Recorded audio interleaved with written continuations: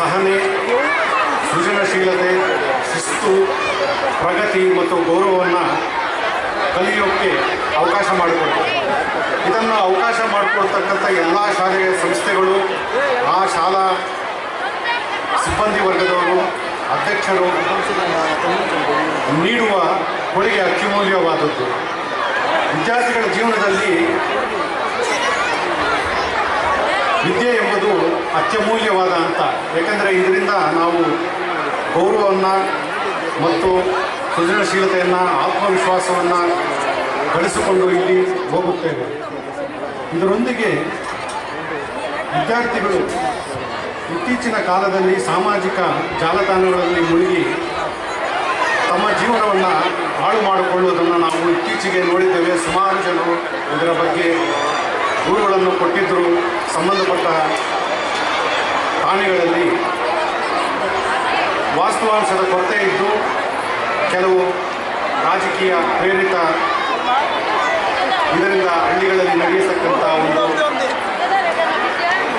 ಪರಸ್ಪರ ವೈಷಮ್ಯಗಳಿಂದ ಅಥವಾ ಇನ್ನೋಸೆನ್ಸ್ ಅಂತ ಏನು ಕರಿತೀವಿ ಅದರ ಕೊರತೆಯಿಂದ ಸುಮಾರು ಜನ ಅದರ ಗಾಂಭೀರ್ಯತೆಯನ್ನು ತಿಳಿದುಕೊಳ್ಳದೆ ಸೆಟಲ್ಮೆಂಟ್ ಮಾಡಿಕೊಂಡು ಅದನ್ನು ಅಲ್ಲಿಗೆ ಮುಕ್ತಾಯ ಮಾಡುತ್ತಾರೆ.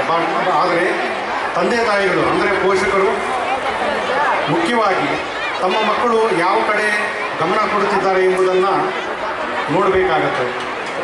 ಸುಮಾರು ಮನೆಗಳಲ್ಲಿ ಚಿಕ್ಕ ಹುಟ್ಟಿದ ಮಗುವಿಗೆ ಮೊಬೈಲ್ ಕೊಟ್ಟು ಗಲಾಟೆ ಮಾಡಿದ್ರೆ ಮೊಬೈಲ್ ಕೊಟ್ಬಿಟ್ಟು ನೋಡಿಕೊಂಡು ಆರಾಮಾಗಿರಲಿ, ನಮ್ಮ ಕೆಲಸ ನಾವು ಮಾಡ್ಕೊಂಡಿರೋಣ ಅಂತ ಹೇಳ್ಬಿಟ್ಟು ಆ ರೀತಿ ಮೊಬೈಲ್ ಕೊಡ್ತಾರೆ. ಅದು ಎಲ್ರಿಗೂ ಗೊತ್ತಿರೋ ವಿಷಯ. But bad habits go unconsciously with good habits ಅಂತ ಹೇಳ್ತಾರೆ. ದುಷ್ಟ ಚಟಗಳು ಅಂದರೆ ದುಷ್ಪರಿಣಾಮಗಳು ಒಳ್ಳೆಯ ಗುಣಗಳೊಂದಿಗೆ ಸಾಗುತ್ತವೆ. ಅದು ಒಂದೇ ನಾಣ್ಯದ ಎರಡು ಮುಖಗಳಿದ್ದಂಗೆ. ಆದರೆ ನಾವು ಕೇವಲ ಅವರ ಆ್ಯಕ್ಟಿವಿಟೀಸನ್ನು ನೋಡಿ ಖುಷಿ ಪಡುತ್ತೇವೆ ವಿನಃ ಆ ಮಕ್ಕಳು ಆ ಆ್ಯಕ್ಟಿವಿಟೀಸ್ ಹಿಂದುಗಡೆ ಏನಿದೆ ಎಂಬುದನ್ನು ನಾವು ಗುರುತಿಸಲ್ಲ. ಆ ಗುರುತಿಸದೇ ಇರೋದರಿಂದ ಏನಾಗತ್ತೆ ಅಂತಂದರೆ ಮುಂದಿನ ದಿನಗಳಲ್ಲಿ ಅದು ನಮಗೆ ತಿಳಿಯದೇ ಇದ್ದರೆ ಹೆಮ್ಮರವಾಗಿ ಅವರ ಜೀವನದ ಮೇಲೆ ಪ್ರಭಾವ ಬೀರುತ್ತೆ. ಇತ್ತೀಚೆಗೆ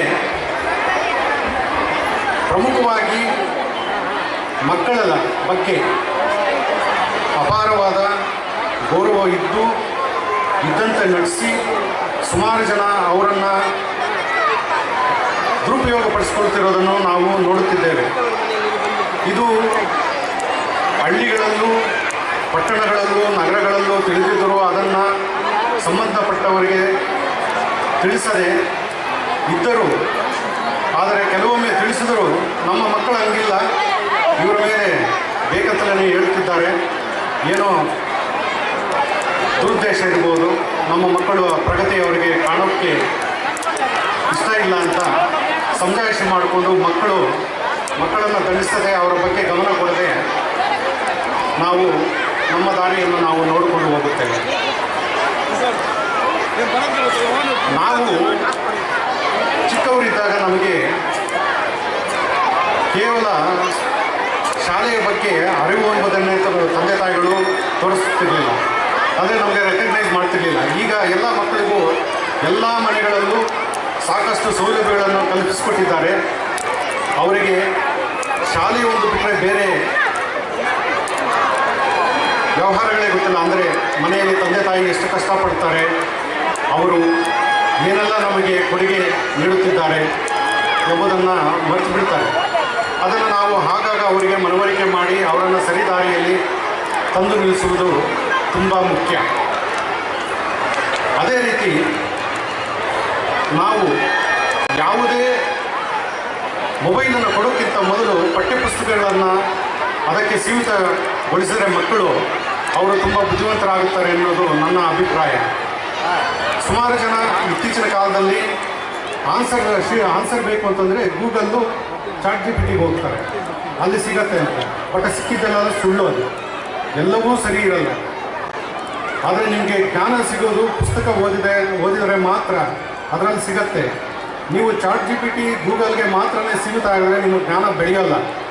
ಯಾಕಂದರೆ ಯಾರೋ ಮಾಡಿರೋದನ್ನು ನೀವು ಕಾಪಿ ಮಾಡೋದು ಬೆಳೆಯೋಕ್ಕಿಂತ ಆ ಗೂಗಲನ್ನೇ ರೂಲ್ ಮಾಡೋರಿಗೆ ನೀವು ಬೆಳೆದ್ರೆ ಯಾವ ರೀತಿ ಇರುತ್ತೆ ಅನ್ನೋದನ್ನು ನೀವು ತಿಳ್ಕೋಬೇಕು ಅಂತ ನನ್ನ ಮನವಿ.